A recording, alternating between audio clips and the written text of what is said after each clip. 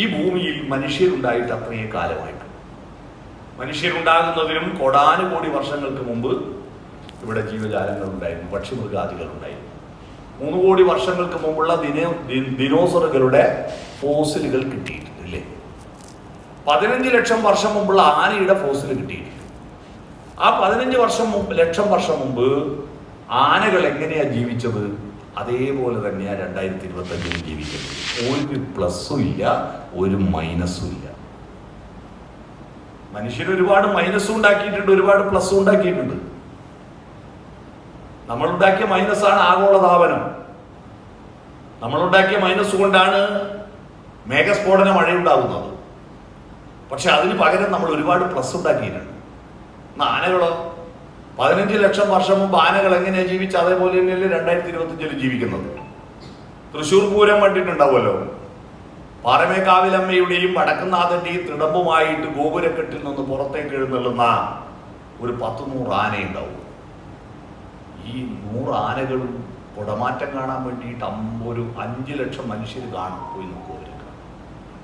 ഇത്രയും മനുഷ്യർ നോക്കി നിൽക്കുമ്പോ ഇതുവരെ ഒരു ആനയ്ക്ക് ഒരു ട്രൗസർ ഉടുക്കണമെന്നുള്ള ചിന്ത ഉണ്ടായിട്ടില്ല. ഉണ്ടോ? അന്നും ഇന്നും എന്നും ഒരുപോലെ ജീവിക്കുന്നവരാണ് പക്ഷിമൃഗാദികൾ. നമ്മളോ? നമ്മുടെ ജീവിതം, നിങ്ങളുടെ വീടിന്റെ ശൈലി നോക്കൂ. നിങ്ങളുടെ വീട്, നിങ്ങളുടെ വസ്ത്രം, നിങ്ങളുടെ ഭക്ഷണം, ഓരോ ദിവസവും എന്തൊക്കെയാണ് പ്ലസ് ആവുന്നത്. ഞാനിങ്ങനെ എൻ്റെ ബാല്യത്തിലെ കുട്ടികളെയും ഇപ്പോഴത്തെ കുട്ടികളെയും ഒന്ന് താരതമ്യം ചെയ്ത് നോക്കുക.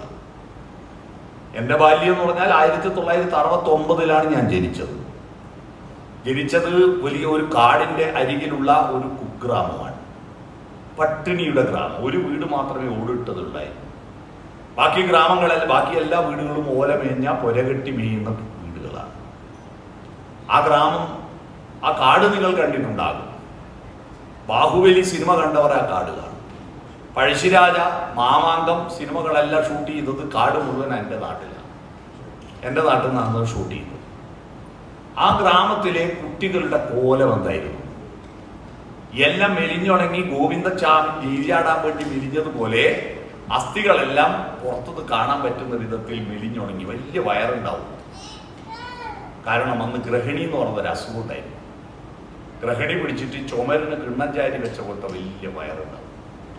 1, 2, 3 എന്നുള്ള അക്കങ്ങൾ നമ്മൾ സ്കൂളിൽ നിന്ന് പഠിക്കുന്നതിന് മുമ്പ് ഞങ്ങൾ മൂക്കുകൊണ്ട് 11 എഴുതും. എല്ലാത്തിനും ജലദോഷമായിരിക്കും. എല്ലാവരുടെയും മൂക്കിൽ നിന്ന് ഇങ്ങനെ 11 ഇറങ്ങി വരും. അത് ആ മൂക്കുകൊണ്ട് ആദ്യം 11 അങ്ങനെയാണ് പഠിച്ചത്. 2 മൂക്കുന്ന് 1 ഇറങ്ങി വരും. തലയിൽ പേരും നഗല കുഴിനകായിട്ട് വൃത്തികെട്ട ആ ഒരു കുട്ടിയെ ഇപ്പം നമ്മുടെ നാട്ടിൽ കാണുമോ? എത്ര സുന്ദരന്മാരും സുന്ദരികളും നമ്മുടെ കുട്ടികൾ. എന്തൊരു നീറ്റാണ്. എന്തെല്ലാം പ്ലസ് ഉണ്ടായി. ഞാൻ കഴിഞ്ഞതിൻ്റെ മുമ്പിലത്തെ വർഷം ആസാമിലെ പഞ്ചായത്തുകളെ പറ്റി പഠിക്കാൻ വേണ്ടി പോയി.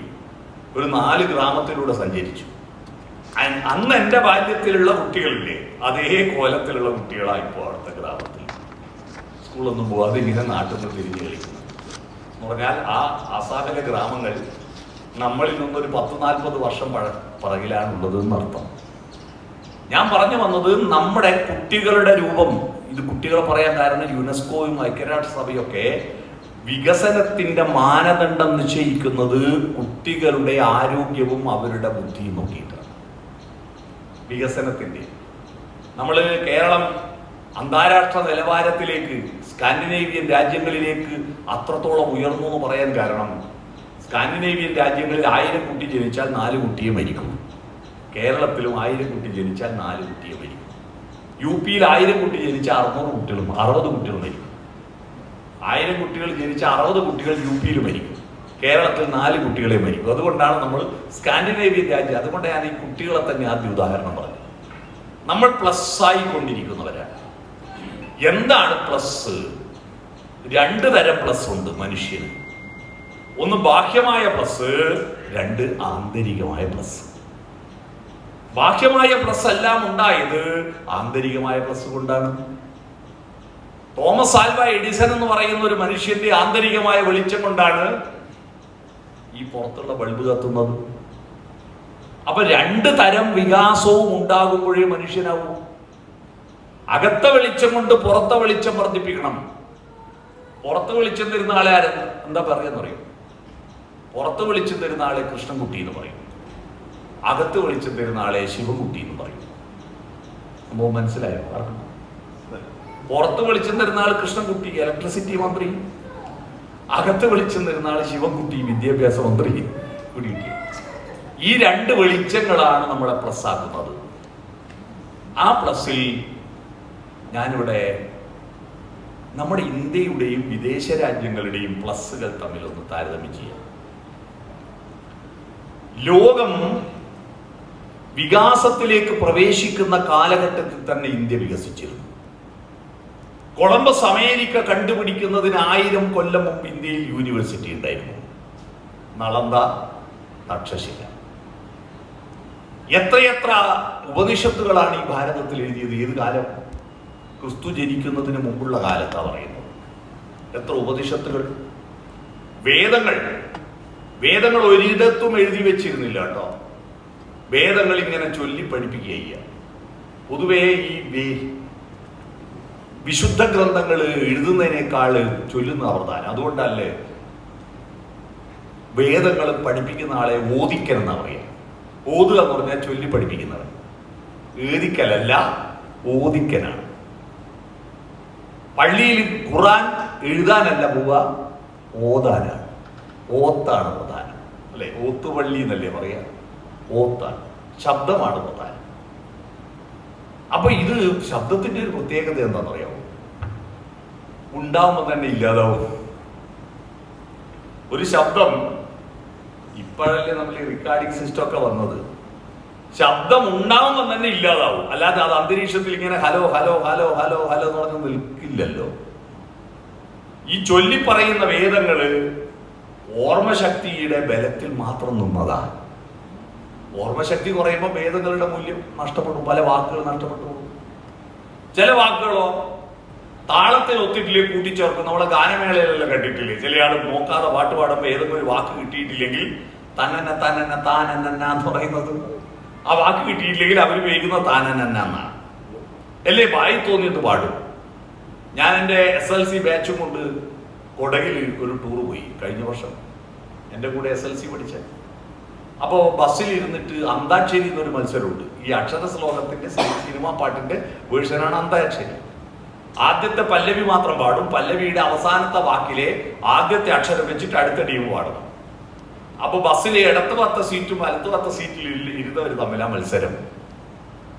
അപ്പൊ ആ മത്സരത്തിൽ എനിക്ക് ഒരുപാട് സിനിമ പാട്ട് അറിയാന്നുള്ളൊരു അഹന്തയിൽ ഞങ്ങൾ എന്തായാലും ജയിക്കും എന്ന് പറഞ്ഞിട്ട് നിന്നപ്പോഴാണ് കാലപ്പഴക്ക് പലതവണയായിട്ട് നാ എന്നുള്ള അക്ഷരം വന്നു. എനിക്ക് നാ എന്ന് തുടങ്ങുന്ന പാട്ട് എൻ്റെ സ്റ്റോക്കിലുള്ളതെല്ലാം പാടിത്തീർന്നു പോയി. ഇനി നാ വന്നെങ്കിൽ നമ്മൾ തോക്കുമെന്ന് ഞാൻ സ്വകാര്യം പറയുന്നു. മറ്റേ ടീം കേട്ടു. അവരാലോചിച്ച് പിടിച്ച് നായിലെത്തുന്നൊരു പാട്ട് കണ്ടുപിടിച്ച് വീണ്ടും പാടി. നമ്മൾ തോക്കുമല്ലോ. അപ്പൊ വീണ്ടും നാ ഞങ്ങൾക്ക് തന്നെ വന്നപ്പോ അവര് പറഞ്ഞു സമ്മതിച്ചോ, തോറ്റു സമ്മതിച്ചോ? അപ്പൊ ഒരു നിവൃത്തിയില്ല. ഞാൻ ഒറ്റ പാട്ടാ. നട്ടപ്പാതിരവായി നേരം പനിനീർ കുളിരമ്പിളി എന്നൊക്കെ പാടി നമ്മൾ ജയിക്കുകയും ചെയ്തു. സത്യത്തിൽ നട്ടപ്പാതിരാവായി നേരം എന്ന് പറഞ്ഞൊരു പാട്ടില്ല. പാതിരാവായി നേരം എന്നേ ഉള്ളൂ. നട്ട ഞാൻ കിട്ടിയത് അന്നാ കിട്ടാൻ വേണ്ടി.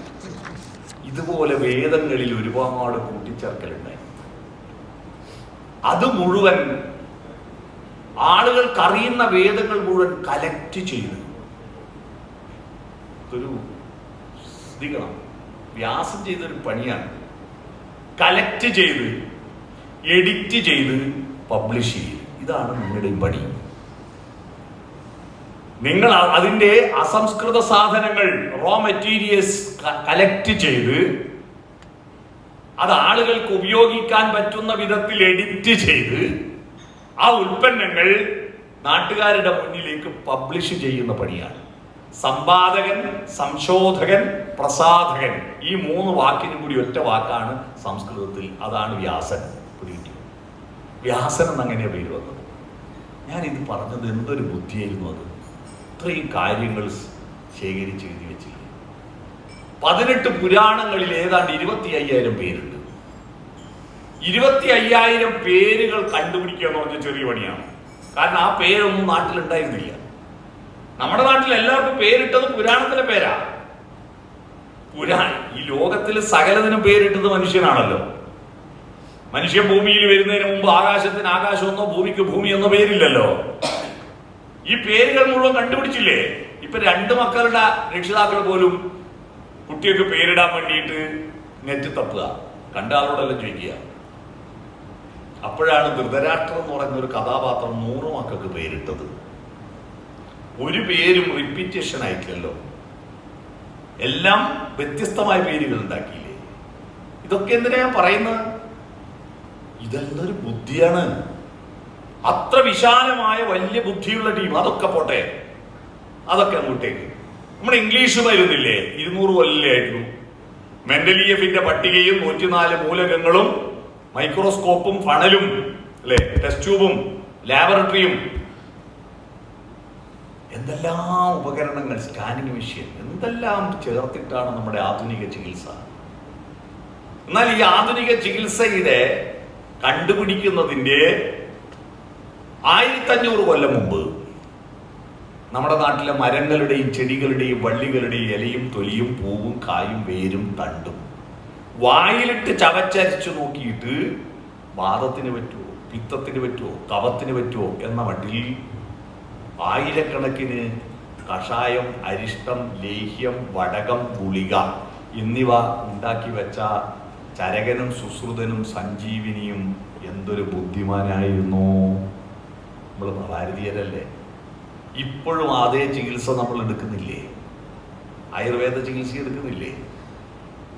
ഇത്രയും പറഞ്ഞ് എന്തിനാണെന്നറിയോ? എന്നിട്ടും എന്തേ നമ്മുടെ രാജ്യം പുറകോട്ട് പോയി, ഈ ബുദ്ധി ഉണ്ടായിട്ട്.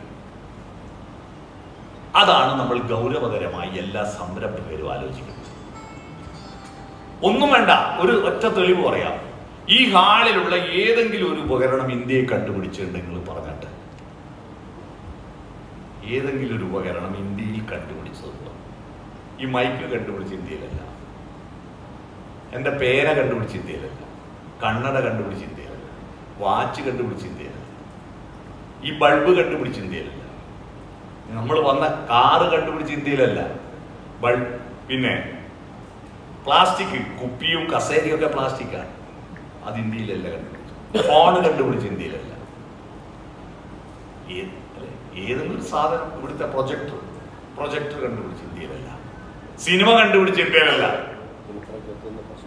ഇതെല്ലാം വിദേശികൾ കണ്ടുപിടിച്ച് കൊണ്ടുവന്ന സാങ്കേതിക വിദ്യയാണ്. ഇത്രയും വിവരം ഉണ്ടായിട്ട്, ഞാൻ ഇത്രയും ഭാരതത്തിലെ അറിവിനെ പുകഴ്ത്തി പറഞ്ഞതിന്റെ കാര്യം മനസ്സിലായില്ലേ? ഇത്രയും അറിവുള്ളവർ ഇന്ത്യ രാജ്യത്തുണ്ടായിട്ട്, ഇത്രയും ബുദ്ധിശാലികൾ ഇന്ത്യ രാജ്യത്തുണ്ടായിട്ട്, ഇത്രയും മനനം ചെയ്യുന്നവരും ധ്യാനിക്കുന്നവരും തപസ് ചെയ്യുന്നവരും ഇന്ത്യയിലുണ്ടായിട്ട് എന്താ രാജ്യം, നമ്മുടെ രാജ്യം ഇരുണ്ട യുഗങ്ങളിലൂടെ സഞ്ചരിച്ചു പോയത്? ഗൗരവതരമായിട്ട് നമ്മളൊരു പരിശോധന നടത്തും. ഇത് നിങ്ങൾ സംരംഭകരെന്ന നിലയിൽ മാത്രമല്ല, നിങ്ങൾ ഉത്തരവാദിത്വ ബോധമുള്ള ഒരു ഇന്ത്യൻ പൗരൻ എന്ന നിലയിൽ, നിങ്ങൾ കുട്ടികളുടെ രക്ഷിതാക്കൾ എന്ന നിലയിൽ ഗൗരവതരമായി പരിശോധിക്കും. അപ്പോൾ പരിശോധിക്കുമ്പോഴാണ് നമ്മൾ മനസ്സിലാക്കുന്നത് അറിവിനെയും അധ്വാനത്തെയും കണക്ട് ചെയ്യുന്നതിൽ നമ്മൾ പരാജയപ്പെട്ടു പോയി. അതാണ് ഇന്ത്യക്ക് പറ്റിയത്. അറിവിനെയും അധ്വാനത്തെയും കണക്ട് ചെയ്തില്ല. ആ കണക്ട് ചെയ്യുന്ന പണിയാണ് വ്യവസായം എന്ന് പറയുന്നത്. അറിവിനെയും അധ്വാനത്തെയും കണക്ട് ചെയ്തു എന്ന് പറഞ്ഞാൽ, അറിവുള്ളവർ ഒരു പണിയെടുത്തിരുന്നില്ല ഇന്ത്യയിൽ, പണിയെടുക്കുന്നവർക്ക് അറിവ് കൊടുത്തിരുന്നില്ല. അറിവുള്ളവർ ശ്ലോകം ചൊല്ലി ഇങ്ങനെ ഇരിക്കും. വലിയ നമ്മളെ ഉത്സവ പറമ്പിലെല്ലാം ഞങ്ങളുടെ നാട്ടിലുണ്ട് ഒരു ബലൂണ്, കണ്ടിട്ടില്ലേ? ആ ബലൂണ് ഊതി വീർപ്പിച്ചിട്ട് അതിൻ്റെ ഊതി വീർപ്പിച്ച ഭാഗം ഉള്ളിലൂടെ എടുത്തിട്ട് ഇപ്പുറത്ത് കൊണ്ടേക്ക് കൊടുക്കും. അപ്പൊ ഉള്ളിങ്ങനെ ഒരു കുഴി പോലെ ഉണ്ടാവും, കണ്ടിട്ടുണ്ട് അങ്ങനെയുള്ള ഒരു ബലൂൺ.